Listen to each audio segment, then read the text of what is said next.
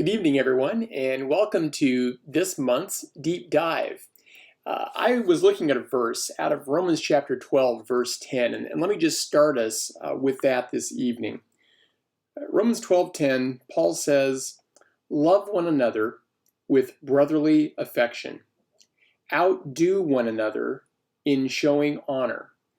I've always loved that phrase, outdo one another in showing honor, like it's an honor contest, who can honor the other the most.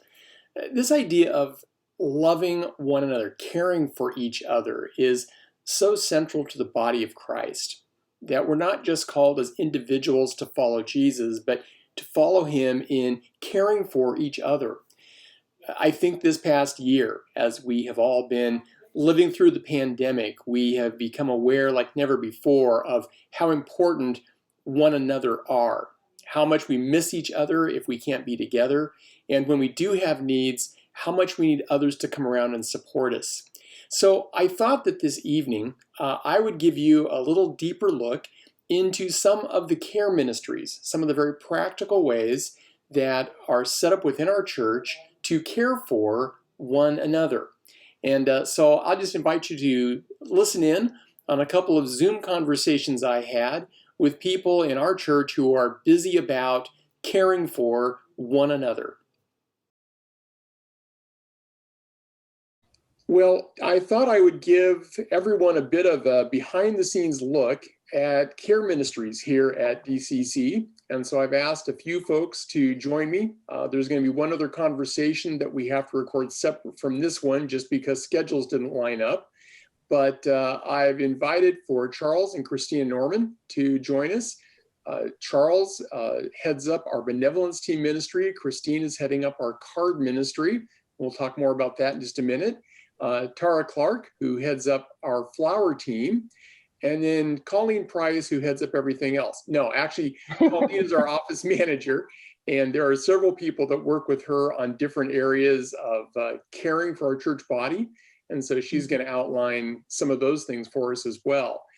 I think oftentimes people don't realize just how much is going on for people in times of need, whether that should be financial need, emotional needs, times of loss, times of sickness. But we have a lot of wonderful people that minister in just a variety of ways to our church body.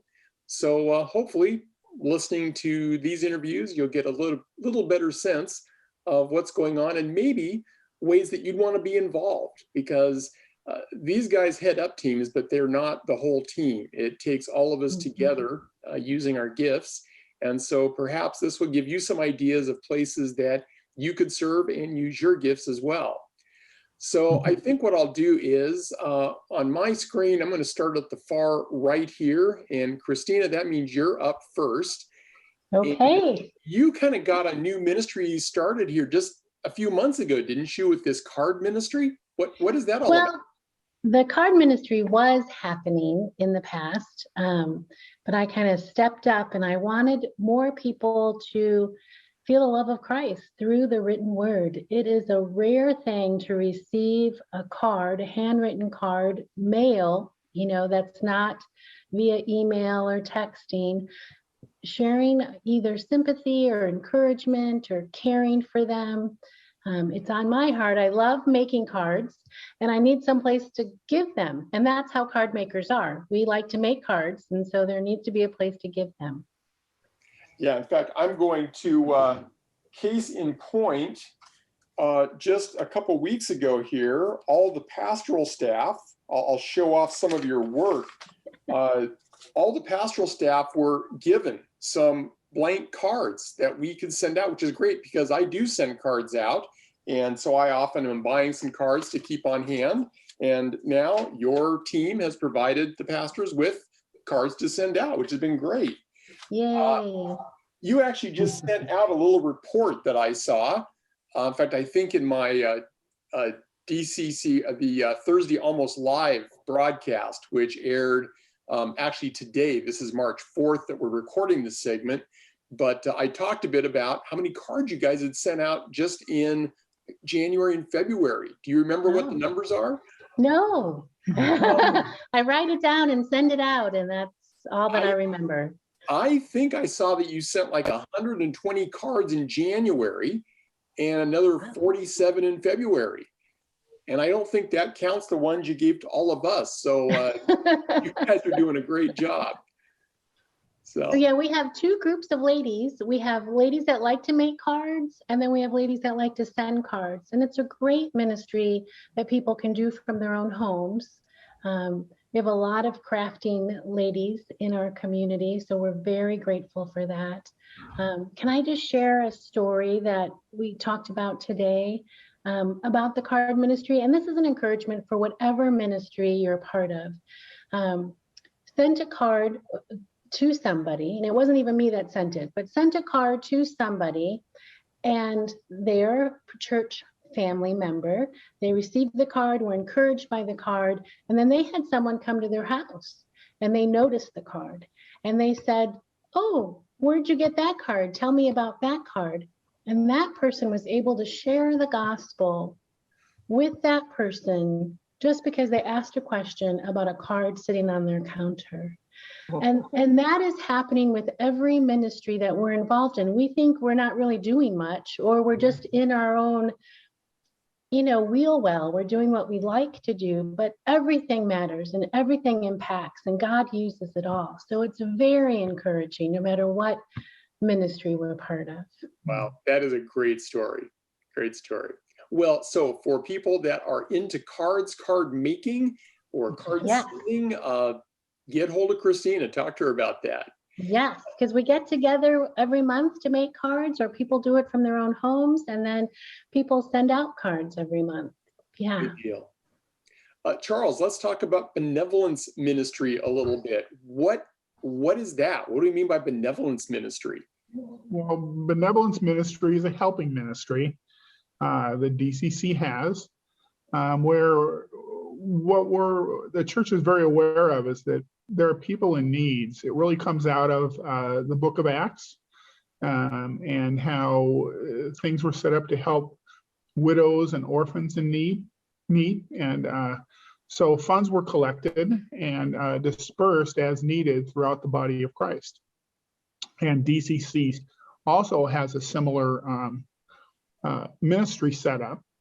There are people with needs out there that a lot of times they'll sit and they don't even let it be known, that they have a need, and it's not necessarily because they're afraid to tell people or anything, but they just don't know that there's people out there that are willing to help. And so, if you're within our body and you have a need, DCC has a benevolence fund set up where we can help with, a bill maybe, or something along that line that you actually have a need that needs to be taken care of. DCC as a whole has a very generous congregation, so this special fund has been set up that the staff manages, but there is money set aside for this through the budgeting process. And the wonderful thing about being on the benevolence team, and I'm hoping there's people out there going, "Oh, I like to help people," is that you get to help people. I guess I get to repeat that again. I really enjoy seeing people's faces light up when they get a need met that they were really stressing about.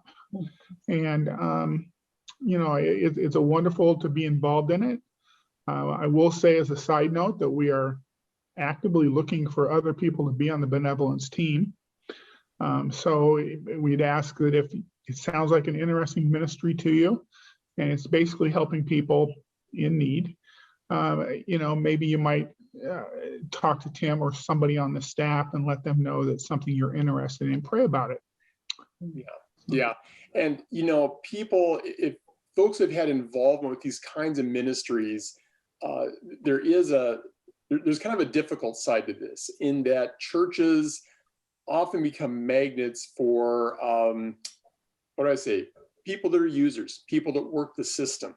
And I've, over the years, had numerous people, both when we were in California as well as up here, that just kind of walk in off the street and want money, and oftentimes you are told a really big story, but then when you check it out, you discover that the story wasn't what you were led to believe. And it's a real challenge that churches deal with about how do you show love to people who truly have needs and not people that just want to take advantage of a system.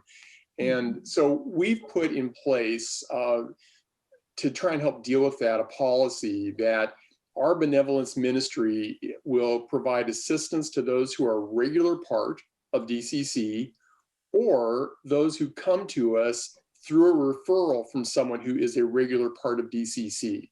So we do want to help folks in the community, but by having that touch point that there is someone who's part of DCC who's bringing that need to us, it has really helped us to focus on people that we know have a need, that we're really helping them. And, right. Yeah. Good. Well, Charles, thank you for what you do there. And we are blessed that people have been very generous with that benevolence fund. I'd like to encourage people in the congregation, if you know of folks that have needs within our body, sometimes that's almost a greater need for us, is to know where the needs are that we can help, because the help is there. Yes. We just need to know that the need is there. So thanks for overseeing that. Tara, let's talk to you, because Christina gets them a card. You make sure that they get flowers. Tell me about flower ministry. Well, it's a delight to do this, and I would welcome everybody to get on board, because it's so much fun to give flowers and to watch people receive flowers. And generally it's for members of our body, either immediate family or children or grandparents, that are somebody related that. We don't go farther out as far as cousins and distant cousins and things like that, but just the immediate family. And send it for various reasons. Sometimes it's for a death in the family, or for somebody who's sick and not doing well, or somebody, caregiver that's struggling in their job of taking care of somebody who's getting ready to pass away, and they just need some encouragement, So yeah, there's those kind of reasons why, and it's a delight to do. It really is, and I'm glad that I got to be part of this, and I just hope that everybody else will get a chance to look into it. That's good. Let me ask you a question, and I honestly don't know the answer to this one. I think I know the answer, but in terms of the flowers that you give, are you just buying flowers to take? Are you getting flowers from people that have flower gardens? Is it a combination? Well, I would say that I'm buying flowers because I haven't really found people that have enough flowers to furnish the flowers. But I do go to Annie's flower garden, which she grows flowers for business. I mean, she's just got fields and fields of flowers and some of the most gorgeous arrangements. And then, there's some other people in town that buy them. And then when it's off season, which right now we're kind of off season in the flowers. Usually I pick them up at Costco or Safeway, or one of the flower places in town that are a little less as expensive, but the arrangements can be made to look just beautiful, just absolutely wonderful. If someone is an avid flower grower and they've got a lot of flowers, could they let you know about it? Might you have use for things like that?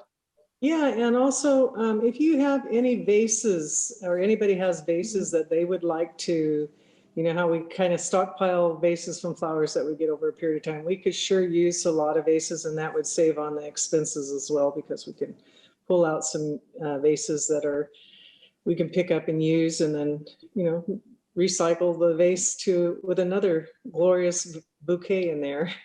Okay, that's a great idea. So you can use the vases. All right. Well, thank you so much. I know my wife goes along on some flower deliveries every now and then, and she always has great fun doing that, taking flowers to people. So great history. You get to pray with it. That's also fun too. For sure. For sure. Okay, well, Colleen, now for a few other areas that you help oversee, let's start with Grief Share. People have heard us talk about that. I'm sure if they watch our Sunday programs, if they look at the website, they see this come around. What does Grief Share do? Grief Share, wow. This is an incredible program that we have through DCC. We have a team of individuals. Right now, there's 7 people that are on the Grief Share team, and we offer sessions to those that are grieving the loss of a loved one, specifically through a death. And we put these sessions on both in the springtime as well as in the fall. They're 13-week sessions. And then in August, we usually offer a loss of a spouse. And around the holidays, we offer a program. It's just a one-day, couple-hour program, Surviving the Holidays.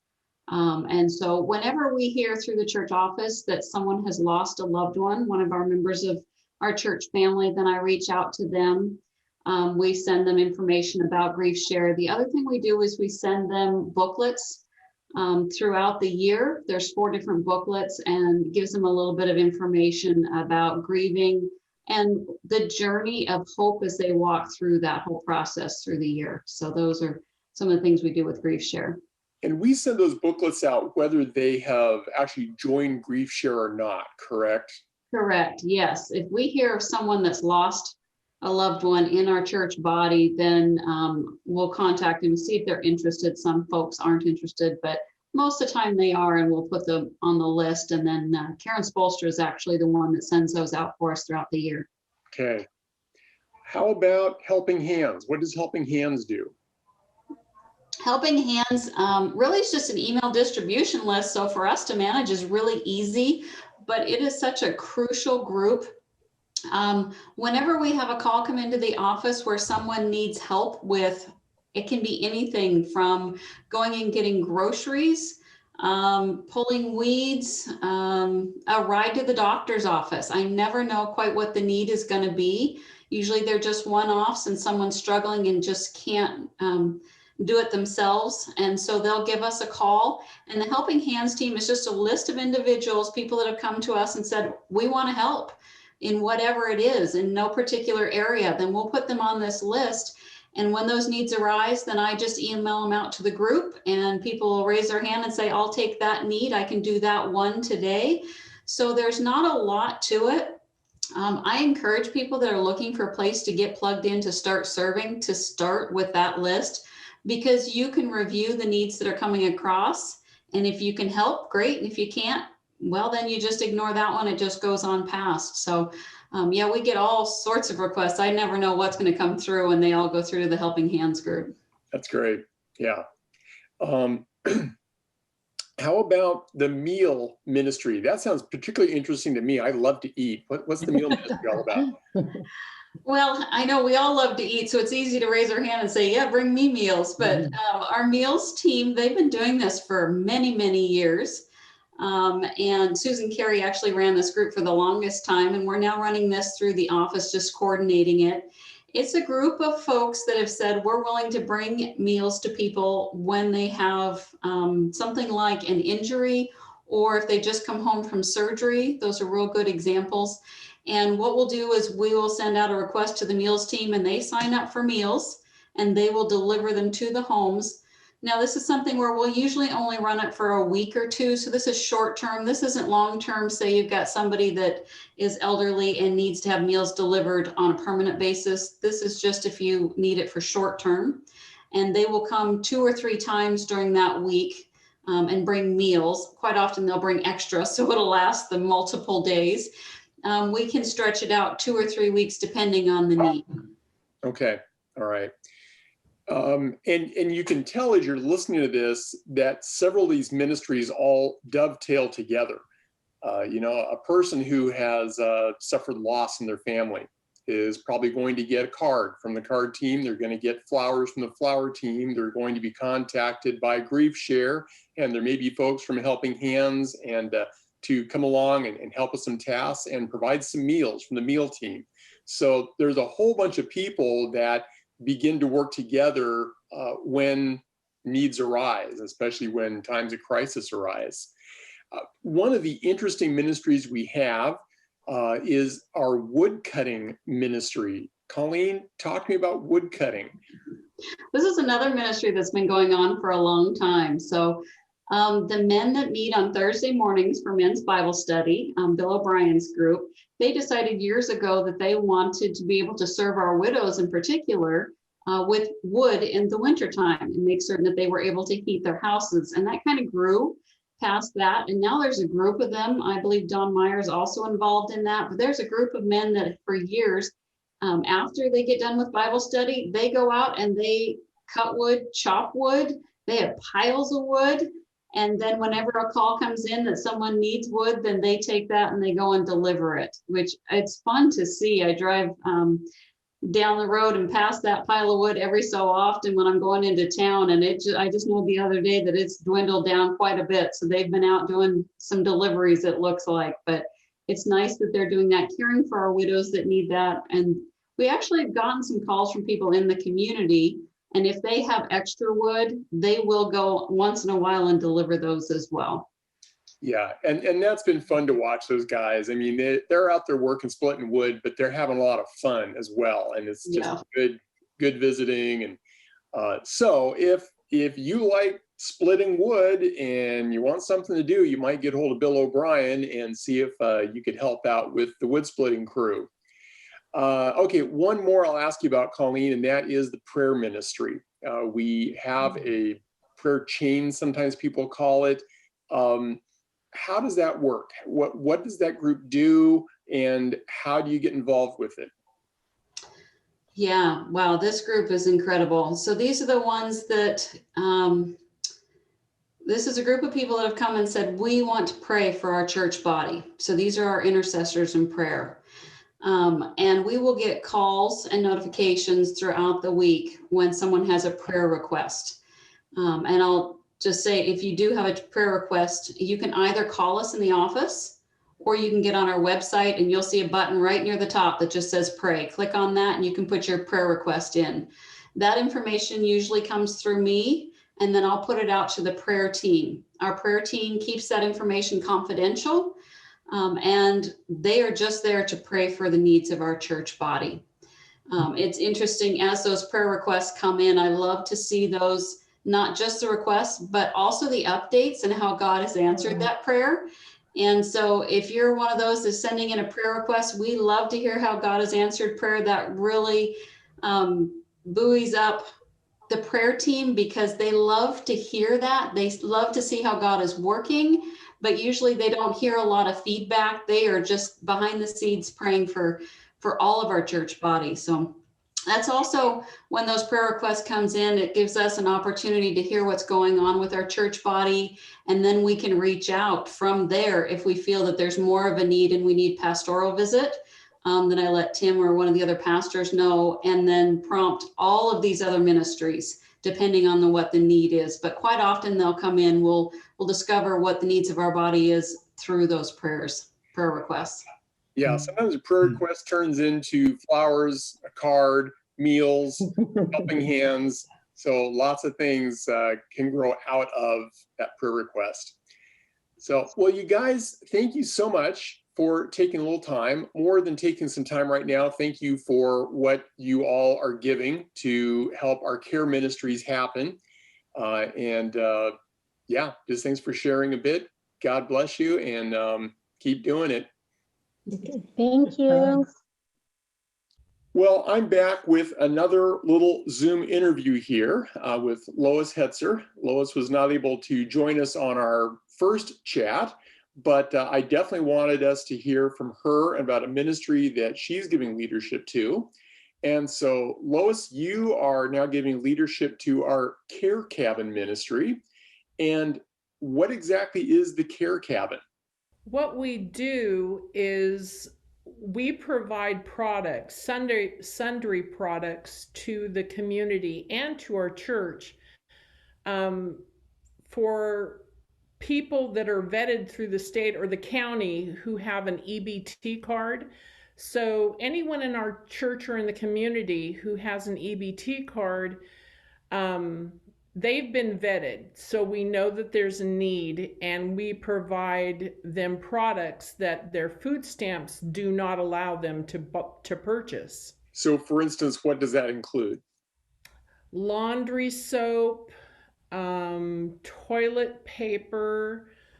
Sometimes we have toothbrushes and toothpaste, bar soap, laundry detergent, which I already said, dishwasher soap, and then hand dishwasher soap. Okay. All right. Interesting. And how often is the care cabin open? How does that work? It's every other month. It's the third Saturday, and I don't have the phone number with me. But if someone was interested, they could contact the church office and we could give them the phone number for that. Yes. So when someone comes to the care cabin, are they just coming and picking some things up? Does anything else happen while they're at care cabin? Well, prior to the COVID-19, we have teams who we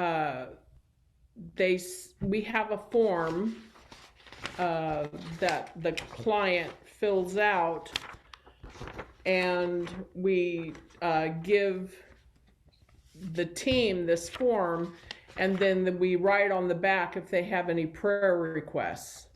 Okay. You know, if they're looking for a job, if they have an illness in the family, etc.